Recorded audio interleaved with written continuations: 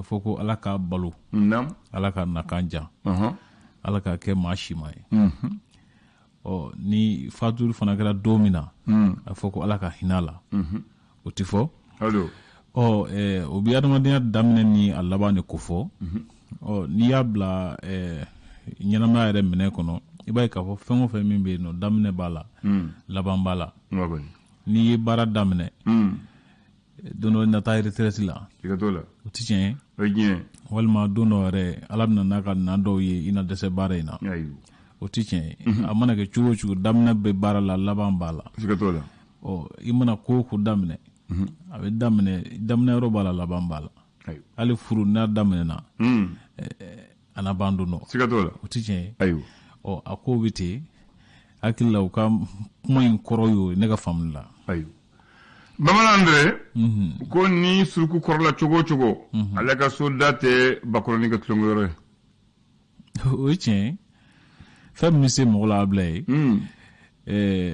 hakili la danayaba ti n'o fɛn cɛ i y'a faamu fɛn min bɛ se ka gasi lase i ma mɔgɔya la bɛɛ n'i barika dɛsɛ yɔrɔ don o ti tiɲɛ ye i bɛ taa sɔrɔ dɔ bɛ yen nɔ ale mana kɛ cogo o cogo ani wari cɛ a bila o ye tɛmɛ ye i bɛ taa sɔrɔ dɔ bɛ yen nɔ o dɛsɛ yɔrɔ ye musoko ye i bɛ taa sɔrɔ dɔ bɛ yen nɔ o dɛsɛ yɔrɔ yɛrɛ ye o tɛ se ka baara kɛ bɛɛ ni dɛsɛ yɔrɔ don mɔgɔ dɛsɛ yɔrɔ ye mun ye kuma dɔ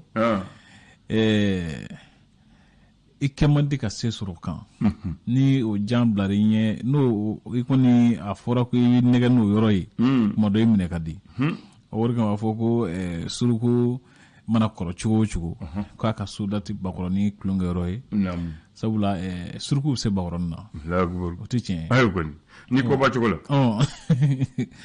suruku bɛ se bakɔrɔni na ni suruku bɛ se bakɔrɔni na bakɔrɔni tɛ da la k'a fɔ ko suruku bɛ nin cogoya la ta k'o tɛna fɛn k'ale la o bɛ di wala bamananw de ko n'i ye ɲinɛ jakuma bolo ka ko saya ye mun o ye tiɲɛ ye o ye alalatigɛ ye ni ko min bɛ sen na ni alalatigɛ nana a bila o ko bɛ ban i mana se maa la cogo o cogo i mana se ko la cogo o cogo ni alalatigɛ nana ko yɛlɛma bɛ don ko min na a bila yɛlɛma bɛ don la maa si seko t'o la o ti tiɲɛ ye i ko ten bisimila ayiwa bi ntɛnɛn ye i ko ten kalo tile 6 don janvier kalo sanba 2023 a tile 6 tan ni 6 i ma segin ko wa 16 fɔtɔ don ayiwa 16 tile 16 sanba 2023 o don awɔ gafo bɛ yen gafo bi yan an ba daminɛ l'indicateur de renouveau ale ye mun sɛbɛn bi indicateur y'a sɛmɛntiya k'a fɔ ko Batulu Ɲangi b'a la ka mɔgɔ dɛmɛ min kɛ sisan ka ɲɛsin mɔgɔw ma ko cɛsiri wale don min ni tasi bila ka ɲi ka ɲɛsin a ma Batulu Ɲangi tɔn min bɛ wele ko Anbiko o ɲɛmɔgɔ don ni fɛn banna u bɔ ko ayiwa o kuma ala kana fɛn ban amin min yɛrɛ fana bɛ tali kɛ M5 RFP Mali kura olu y'a sɛmɛntiya k'a fɔ k'u nisɔndiyalen tɛ san 2 cɛmancɛ fanga in baaraw tɛmɛ sira la sabula ko halisa jamanadenw jigi ma fa ka kɛ ni olu ka faamuyali ye cakɛdaba min bɛ wele ko DG n'o ye direction des grandes entreprises ye o k'olu kɔni ye kabako dɔ fana kɛ musaka ko siratigɛ la sabula jigi kun t'a k'a fɔ k'u bɛ se ka musaka min fara ɲɔgɔn kan k'u y'o baara kɛ diɲɛ nafolo jamana baw ka ɲɔgɔn kunbɛba min wele ko G20 olu ye ɲɔgɔn kunbɛ min kɛ bɔlɔlɔw sanfɛ a bila ko an ka kokanko minisiri ye a hakilila dɔw fɔ ka ɲɛsin nin maaba ninnu ma min yɛrɛ fana bɛ tali kɛ kalanko bɛ se ka don bala cogo min na ka yakubaya ko lakɔli karamɔgɔw de kan ka halisa ka dɔ fara u ka cɛsiri nin kan walasa baara ka se ka kɛ ni sɛbɛya ye kosɛbɛ Bamako senu sira la ko Imam Mamu Diko kanubaw bɔra ka kunbɛn nka ko polisi gazi ci u la bila ye k'u jɛnsɛn lesɔn faso ka fasiri ale ye mun ye wa a ye mun fɔ janvier kalo tile 14 sugantira ka kɛ ko an ye an yɛrɛma hɔrɔnya sɔrɔ an kɛra an yɛrɛ ta ye ko an seginna ka o sɔrɔ ko kura ye min bɛ tali kɛ a ɲɛnɛmayara ɲɛnɛmayali hukumu kɔnɔna na o ko a bilara minɛn min kɔnɔ o de ye an ka danbe ani an ka yɛrɛya ko sɛmɛntiyara ko jamanadenw y'a bila o minɛn kɔnɔ o kɔfɛ ko Ablaye Diop Mali ko ko minisiri bɛ Tambala Algérie ko a taara ni cikan dɔ ye min dira ma jamana marabagaw fɛ ka ɲɛsin u ka jamana ɲɛmɔgɔ ma min yɛrɛ fana bɛ tali kɛ senna ntolaci ɲɔgɔn kunbɛnba min bɛ senna sa farafinna jamanaw ni ɲɔgɔn cɛ n'a wele ko CHAN o ko samata sɛgɛw bɛ pɔn sanfɛ Ablaye Andane u ko kɔrɔsi kɔnɔ cu l'indépendance kɛnyɛrɛ ale ko di ala sɛmɛntiya k'a fɔ ko M5RFP Mali kura y'a ɲini walasa fɛɛrɛ jɔnjɔn ka se ka sɔrɔ lakanako ni ɲɛnamaya gɛlɛya la ani sɔrɔko gɛlɛya in na o ko dɔ ka bɔ musaka dɔw la minnu farila kolatigɛ cakɛda dɔw ka musakɛtaw kan i n'a fɔ jamana ɲɛmɔgɔyaso CNT ani fo ka taa se mara minisiriso ma dɔ farali min kɛra olu ka musakaw kan ko segin ka kɛ kɔ o la ka ɲɛsin o sira ninnu ma minisuma ɲɛmɔgɔ y'a sɛmɛtiya k'a fɔ ko u ka dantigɛli sɛbɛn dɔ hukumu kɔnɔna na ka ɲɛsin san 2022 kalo 3 laban ma o ko adamadenw ka hakɛw dankari kɛra olu la kosɛbɛ jamana in kɔnɔ siɲɛ 172 o kalo 3 laban in na min yɛrɛ fana bɛ tali kɛ faya kungokulu in kɔnɔ ko wari falenna dɔw mɔgɔ 2 jate k'olu kɔni ni kɛnɛ karabale yira u yɔrɔ kofɔli na yen nɔ DG n'o ye direction des grandes entreprises ye k'u ye sefa wari miliyari 800 ani 43 fara ɲɔgɔn kan ko u kun kan ka min ɲini k'o de kun ye 900 miliyari 900 ni 90 ani 6 jate ye Ablaye tubarikalla l'événement ala sɛmɛntɛ k'a fɔ ko kumaɲɔgɔnya min kɛra mara minisiriso ni politiki tɔw ni ɲɔgɔn cɛ o don ko jama ma bɔ kosɛbɛ sabula 100 jate la ko politiki tɔn 17 de tun bɛ kɛnɛ in kan URD ni RPM k'olu b'a la ka mɔgɔw jigi misɛnya kosɛbɛ ka da u ka ɲɛmɔgɔya ko kɛlɛ kan min yɛrɛ fana bɛ tali kɛ Modèle Mali olu y'u hakilila di ka ɲɛsin kalata minnu ni olu gafe labɔn bɛ sen na n'o ye révision de liste électorale ye u hakilila di o baaraw fana kan olu b'a fɛ minnu ka kɛ u kɛmɛ ka bɛɛ lajɛlen ɲɛfɔ événement kɔnɔ Ablaye Bamako wula a ko jatigɛ wale mɔgɔ faga bingani min kɛra ka ɲɛsin an ka Mali finitigiw ma Masina ani Tɛnɛkun ni ɲɔgɔn cɛ i b'a ye k'a fɔ ko mɔgɔ 4 ɲɔgɔnna ni tora ko da fɛ mɔgɔ 3 ko olu fana joginna kunungo a ko senfɛ ka sɛmɛntiya k'a fɔ ko gazi min cira Imam Mamudu Diko ni a ka taamakulu la o don yala ko ni ko nafa jumɛn bɛ nin ko sugu la de Ablaye Andane ɲininkali bɛ yen min yɛrɛ fana bɛ tali kɛ Mali ni Algérie ko b'a la k'o tɛgɛ di ɲɔgɔn ma walasa ka se ka jatigɛ wale kɛlɛ bɛnɲɔgɔnya sɛbɛn dɔ tɛgɛnɔbila kɛra o la ko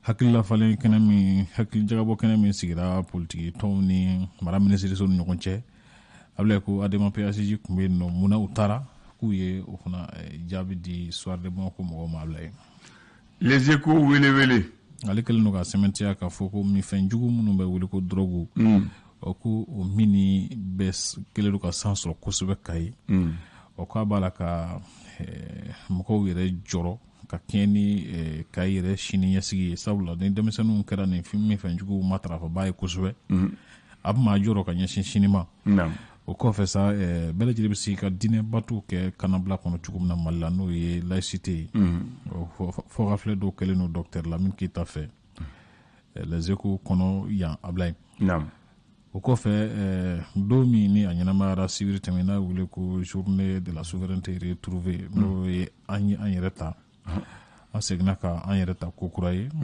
Ablaye ko a ɲɛnamayali yɛrɛ ko malidenw ma ɲɔgɔn faamu la ko sabula ko dɔw fɛ kɛkun yɛrɛ tɛ na Ablaye Andane le malien ale ko di ala sɛmɛntiya k'a fɔ ko jatigɛ wale bingani minnu kɛra Jafara be ani Kumara Masina o ko Yada Galika kulu n'o bɛ wele ko GSIM olu y'a jira k'a fɔ ko olu bolonɔ don Ablaye ni wale minnu kɛra ta ko CNDH ye a walew kɔn o ka sɛmɛtiya k'a fɔ ko nin ye dantɛmɛ wale baw ye ka ɲɛsin adamadenw ka hakɛw ma o kɔfɛ sankura foli hukumu kɔnɔna na bourse de travail la ko INTM mɔgɔw b'a fɛ ka sendanya ko kuraw ani k'u jɔ sen kuraw kan sanba 2023 in kɔnɔ baarakɛlaw ka hakɛw lafasali siratigɛ la Côte d'Ivoire kɛlɛcɛ 49 minnu yafa kɛra minnu ma jamana ɲɛmaa fɛ o ko o jara kosɛbɛ politikimɔgɔw ka kulu min bɛ wele ko ATTIR o mɔgɔw fɛ o k'u y'u ka nisɔndiya jira ka ɲɛsin waleya ma a bila dan.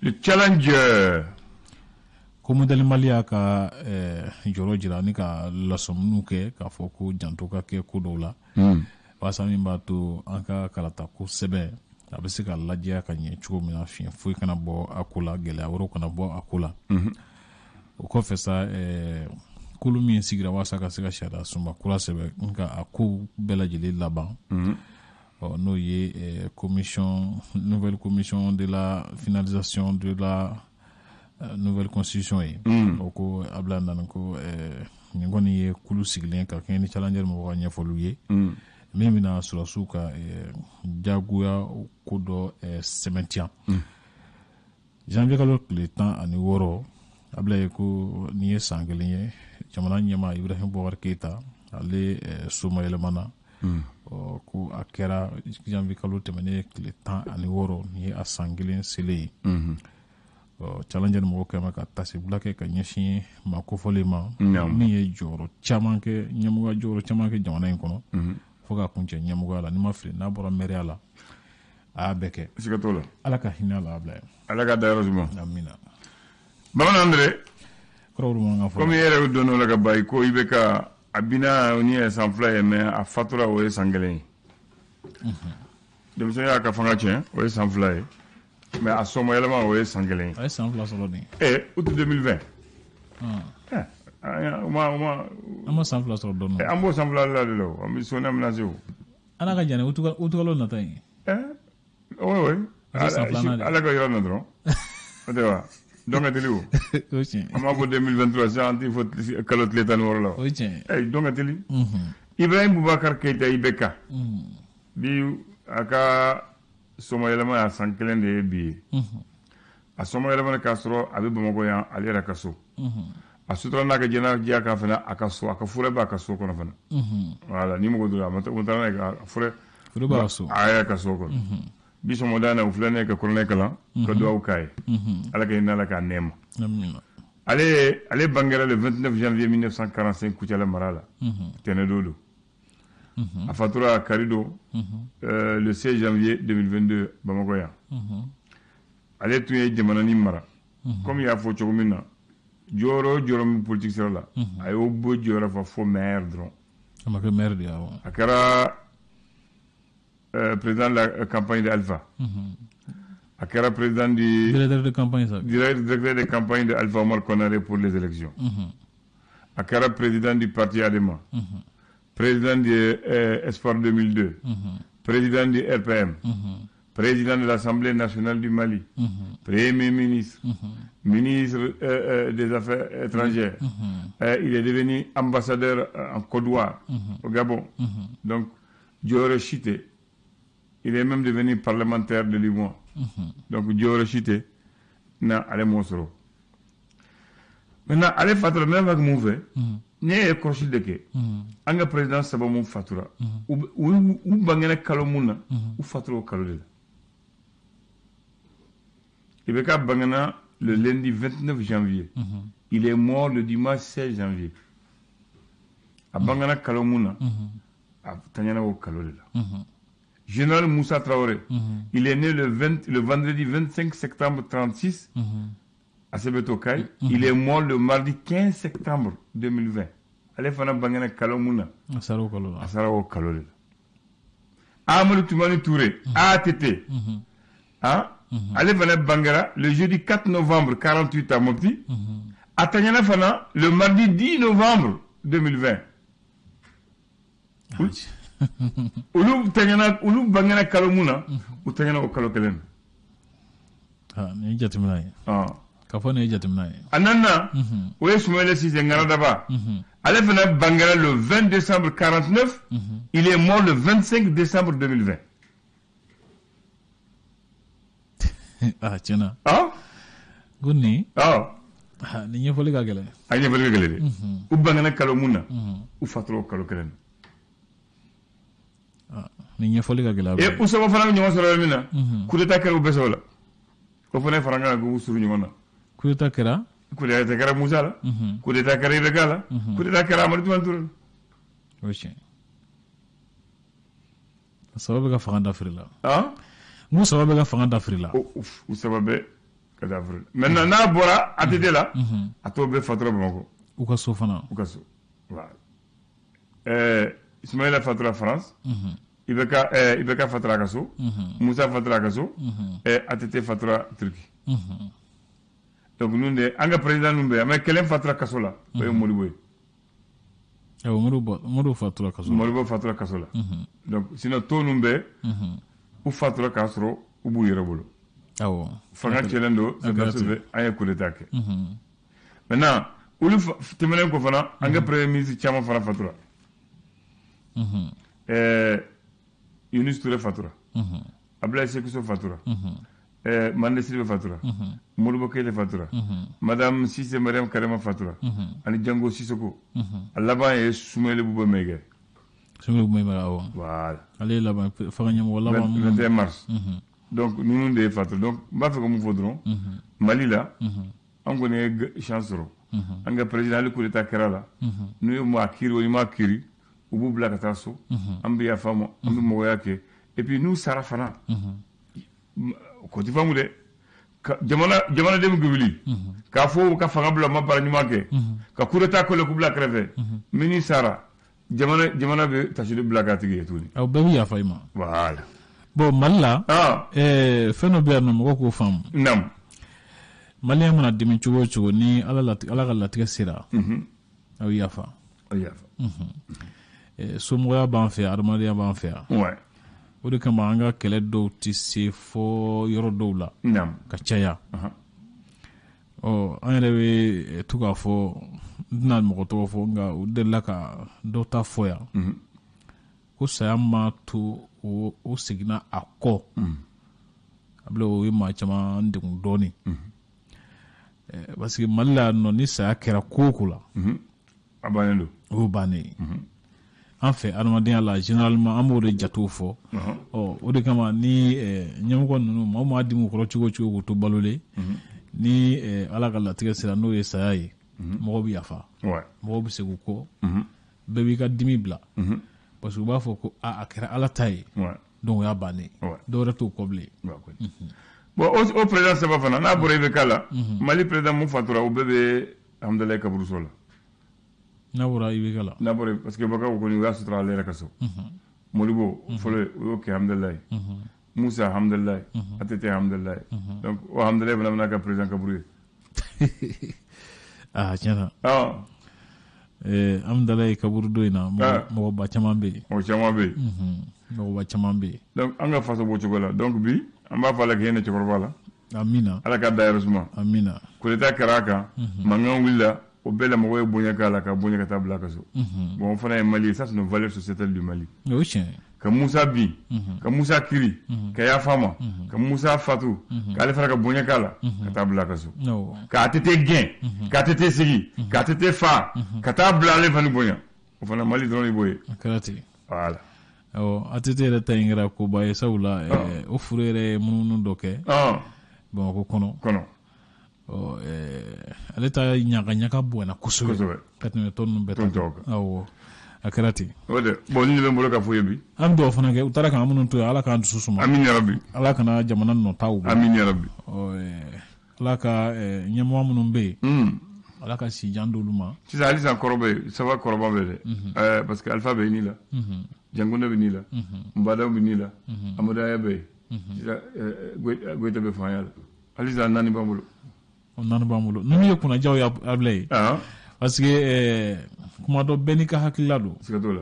An b'a ye jamana wɛrɛw kɔnɔ u ni ɲɛmɔgɔ min bɛ fanga la u bɛ to ka ɲɔgɔn ye dogo la ka hakililaw di ɲɔgɔn ma ka se ka to jamana ka bɔ fiɲɛ dɔw kɔnɔ parce que k'e to a la sisan e ye gɛlɛya dɔw sɔrɔ a bɛ se ka kɛ min b'a la sisan o t'o dɔn e bɛ se ka hakilila dɔw di k'a fɔ ko i bɛ se ka tɛmɛ nin fɛ ta ou bien k'i to a la sisan ko dɔ ɲan'i bolo o bɛ se ka fɛɛrɛ ɲuman fana ye nin bolo sisan ni ɲɛmaa 4 bɛ yen nɔ sisan ne hakili la n'u bilalen ka to kɛrɛfɛ ten a ka wusa u ka hakililaw fana di min b'a to jamana bɛ se ka bɔ gɛlɛya kɔnɔ n'o tɛ jamana in tɔɔrɔlen don bi siga t'o la i Tarawele jite k'an bɛ dɔn wɛrɛ